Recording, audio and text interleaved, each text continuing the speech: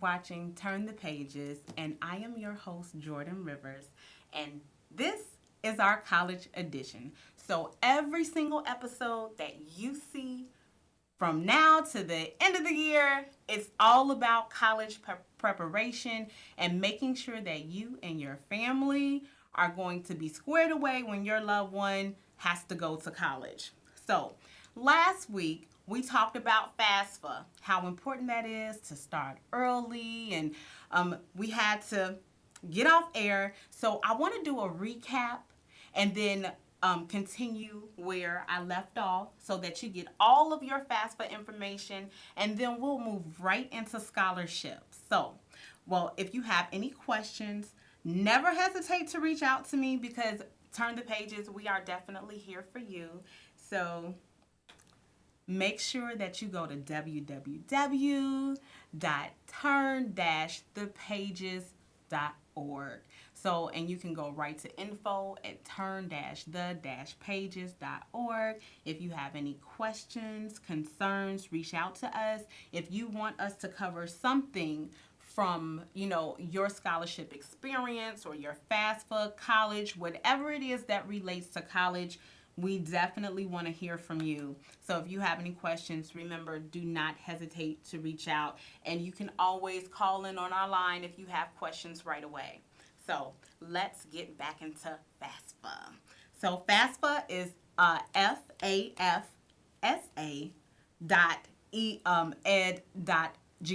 ed.gov. So that's the website that you want to go to if you have any other questions regarding the FAFSA and you can't seem to get a hold of us today. So just make sure that you have your pen and your paper ready to take notes because I have a lot of information for you today. So remember, when you are applying for your FAFSA, make sure that you apply early. So when I was in college, what I did was I would always apply. So let's say your spring semester. Your spring semester, and some colleges, they vary. So it's really from January to May or some January to June. It just really depends on the college, whether you run on quarters, semesters. So make sure you know the difference at your school, the semesters and the quarters. So at Columbia College, we were on semesters, and at that time, it was really February through June a lot of times. So what I would do was apply, apply for that next school year around March. So March was early, and that way by the time I finished that semester, I had already had my award letter for how much I was going to get awarded from the Pell and the MAP grant, which also included the Stafford and the unsubsidized loans. So you want to make sure that you do it as early as possible. And also do not hesitate to apply for a FAFSA if you are an adult and it's your very first time going to college. So make sure that you are very aware that you can still apply for FAFSA if you're an adult. So I just want to throw that out there because we will be discussing GED later in upcoming episodes and just how, you can still apply for college with a GED. So remember to apply early. So, and you can also apply online. So they want you to apply online because it's a lot easier, and just in case there are any errors that you make, they can automatically pick it up a whole lot sooner than you just filling out the paperwork and sending it in, and it take time. And so if you have any errors, then it's going to take a lot of time when you do snail mail. So make sure that you apply online, and it is free. If you are going to a site other than the FAFSA site and they are charging you, it's not a legitimate site. So make sure that you go to fafsa.ed.gov. Okay? So IRS data retrieval.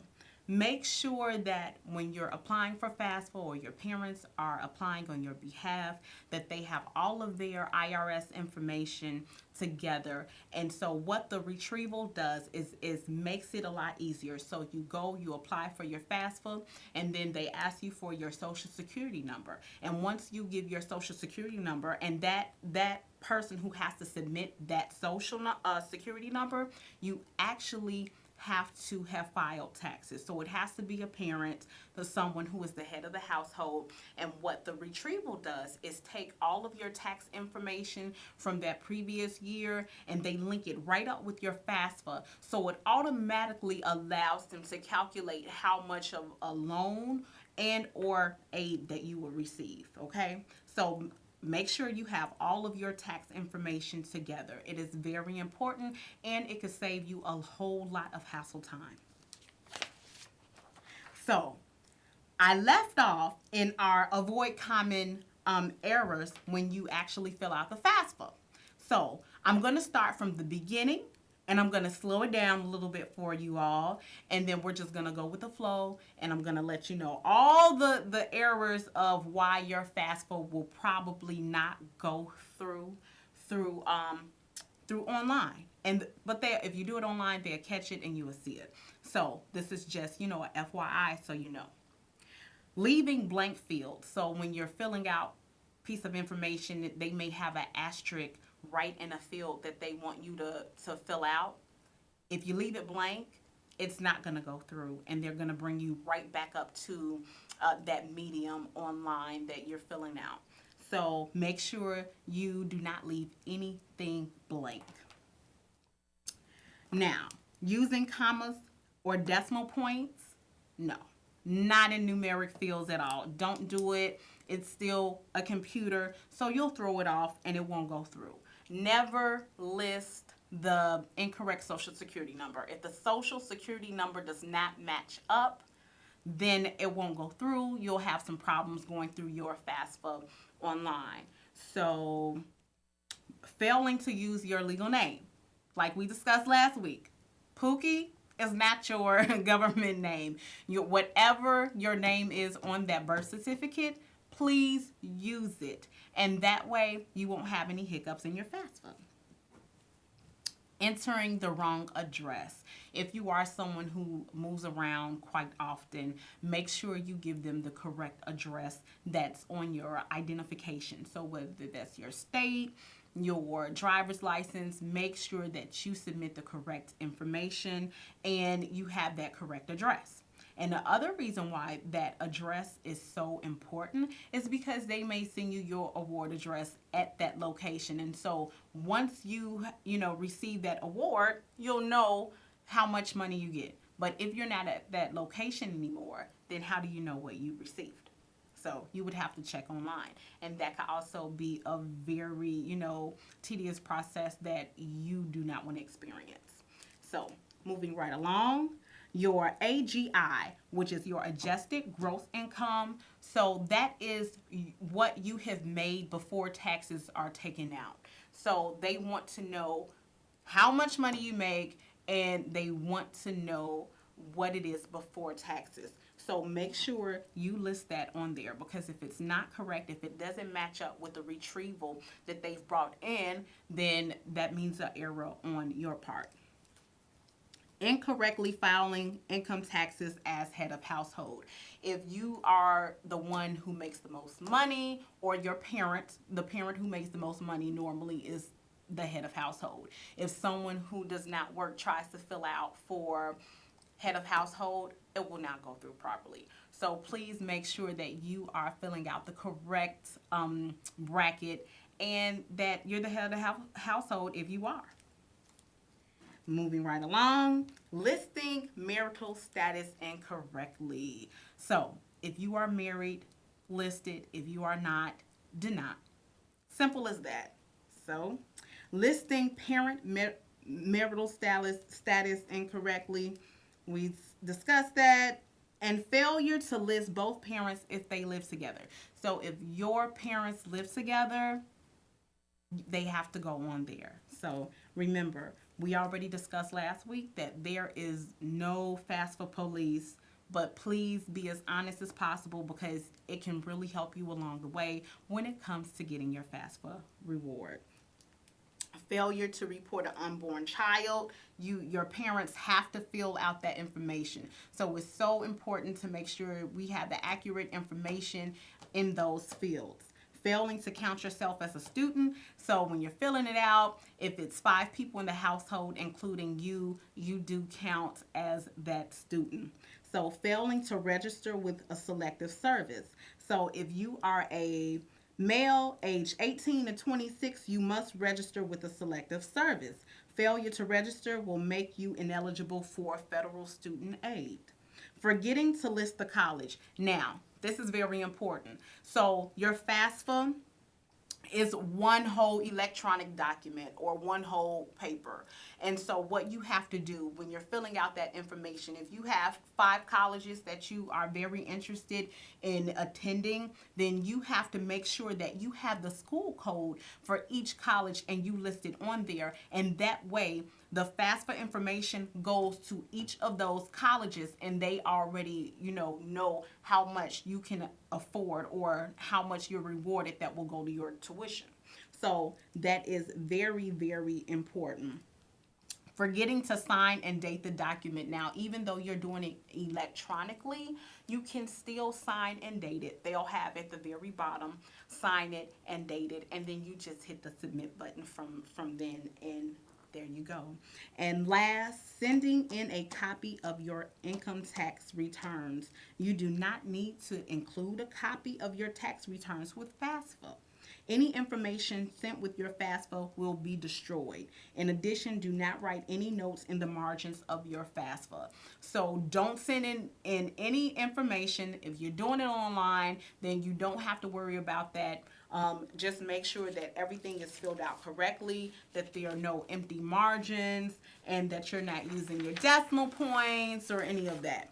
So I want to go into scholarship, another scholarship that we're going to go over. It's called Scholly, and I really like it because it's an app. And in today's, day and age, our children are really into technology and they're on their phones all of the time. And so the best way to, make it easy for them is to put it in the app. And so I'm going to go over Scholly with you all. And what I love about Scholly is that Christopher Gray actually created it. He is African American and he was rewarded $1.3 million, I believe, for college scholarships. So I thought that was really great, and I wanted to pull up Scholly for you all so you can watch. I have 2 videos for you, one on him and just the development of the app, but also a success story, because I want your children to be able to get the app, and I want parents to as well.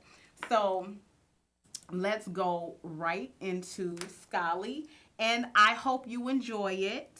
And the website is myschoolly.com, myschoolly.com, like scholarship. So just shorten it.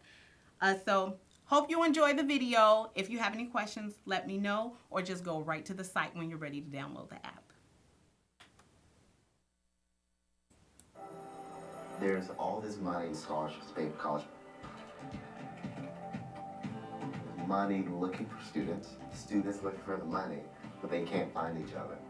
I won $1.3 million in scholarships paid for college myself. So I decided to create Scholly. Scholly is a mobile app that turns the months of looking for scholarships into minutes. Our big call to fame was Shark Tank. We went to #1 in the App Store. People didn't just see a scholarship app. They saw a scholarship app made by someone who was successful in winning scholarships. We've helped students raise over $50 million in scholarships, and we've impacted over 800,000 students across America.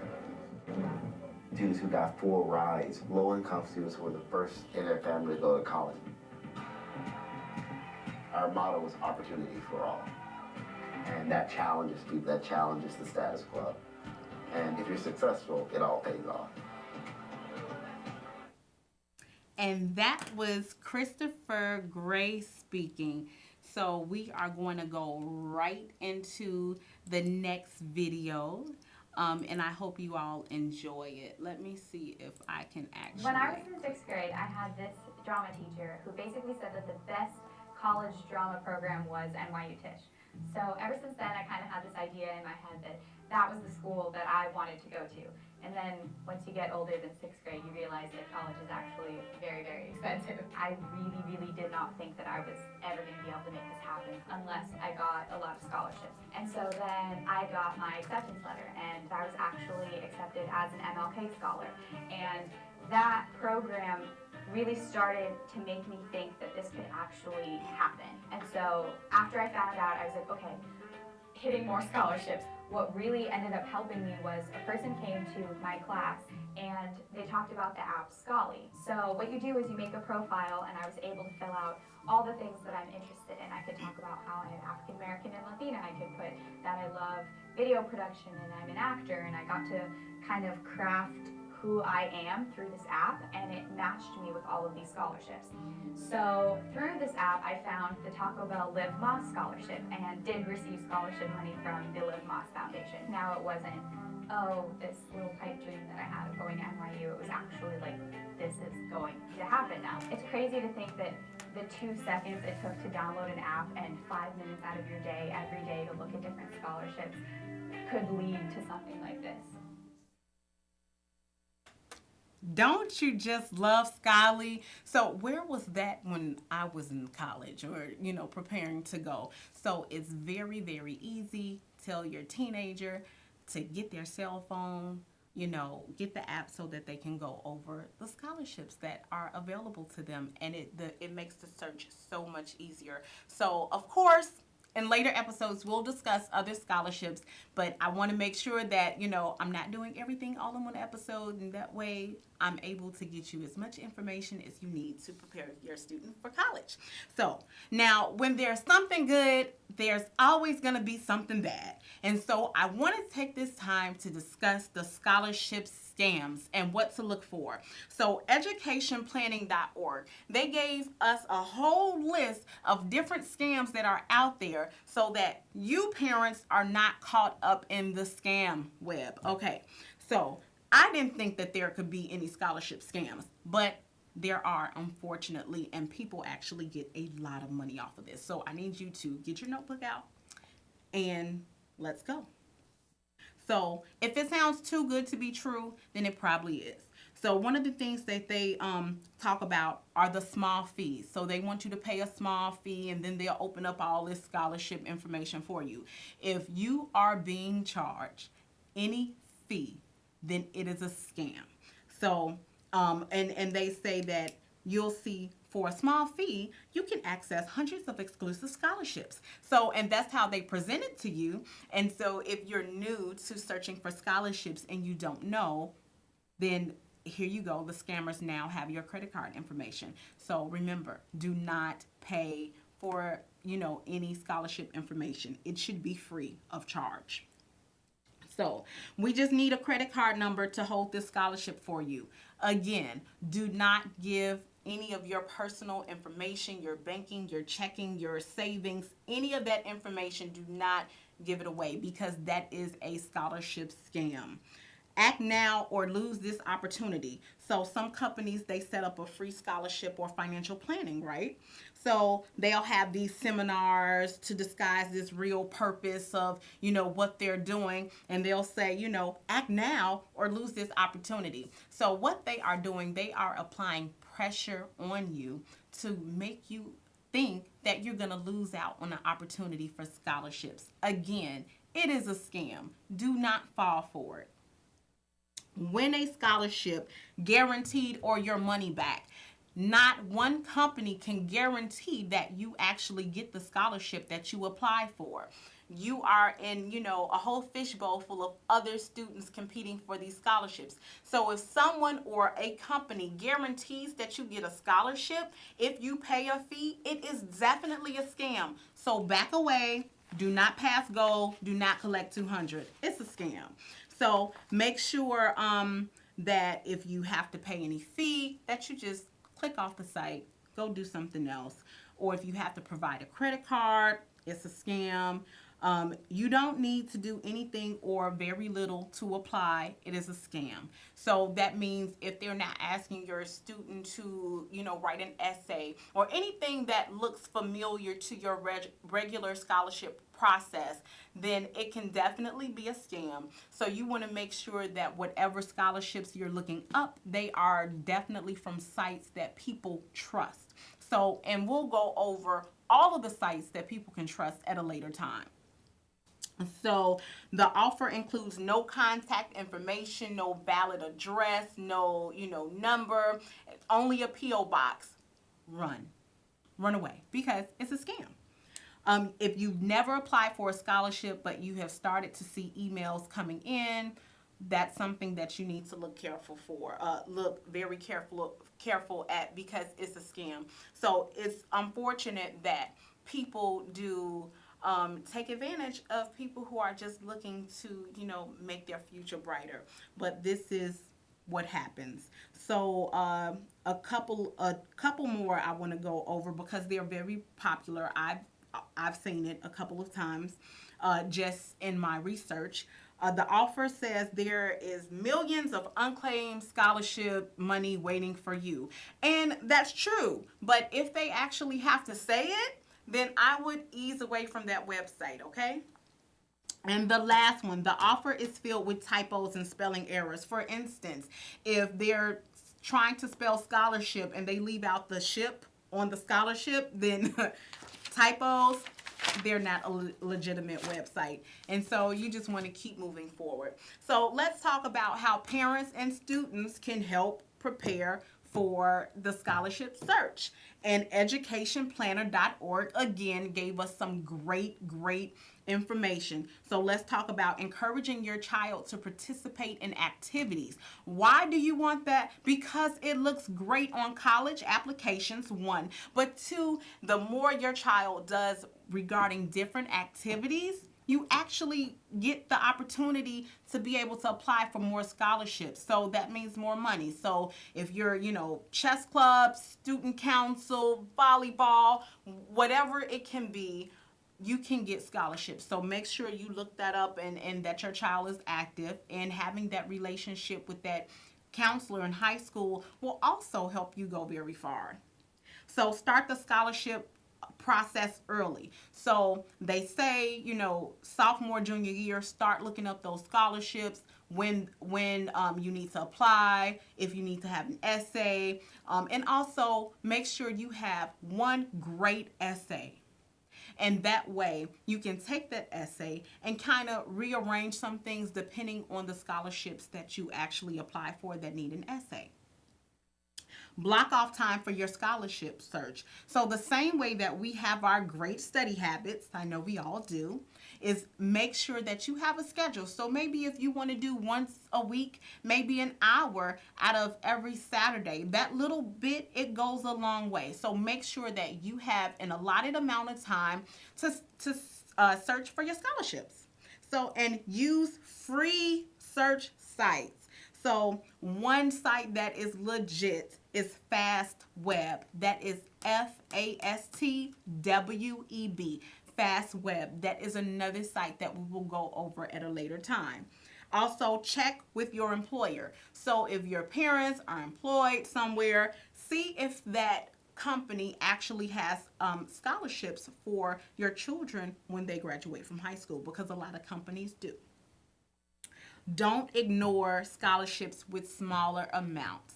Just because it's $500 does not mean that $500 will not help your child out in some way. So make sure that you're not skipping over the 500, the 1,000, the 250, whatever it may be, because a little bit, it does go a long way, and it's at least $200 or $500 more than less than what you would have to pay without it. Okay, so have your child write one really good essay. Like I said, I'm really good at this. So have them write that essay, and that way they can change those key components and be able to reuse it. And now you're not stressing writing, about 20 different essays, one time, trying to get it in on the deadline.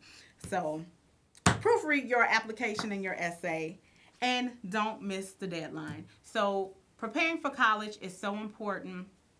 And I hope that this information today has, done you well. That you took your notes and that you'll be back to us next week to see a special guest. And we're going to find out what happens when you actually don't get into the college of your choice. So I am Jordan Rivers, and you are watching Turn the Pages. And I hope to see you next week. Have a great week.